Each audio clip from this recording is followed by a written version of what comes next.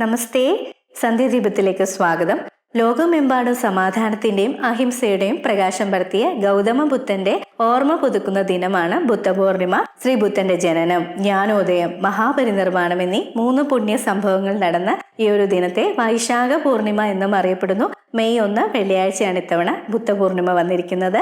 ആഗ്രഹങ്ങളാണ് ദുഃഖത്തിന് കാരണമെന്ന് അദ്ദേഹം നമ്മെ പഠിപ്പിച്ചു. എന്നാൽ ആഗ്രഹങ്ങളെ നിയന്ത്രിക്കാനും സമാധാനം കണ്ടെത്താനും അദ്ദേഹം മുന്നോട്ട് വെച്ച അഷ്ടാംഗ മാർഗങ്ങൾ ഇന്നും പ്രസക്തമാണ്. മറ്റുള്ളവരോടുള്ള കരുണയും സ്നേഹവുമാണ് ഏറ്റവും വലിയ ധർമ്മമെന്നും ശ്രീ ബുദ്ധൻ നമ്മളെ പഠിപ്പിച്ചു.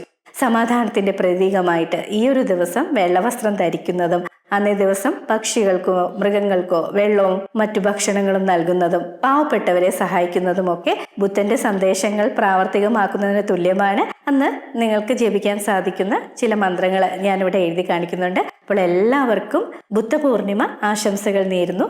ഇതുപോലുള്ള കൂടുതൽ ആത്മീയ അറിവുകൾക്കായി ഈ ചാനൽ സബ്സ്ക്രൈബ് ചെയ്യാം. നന്ദി, നമസ്കാരം.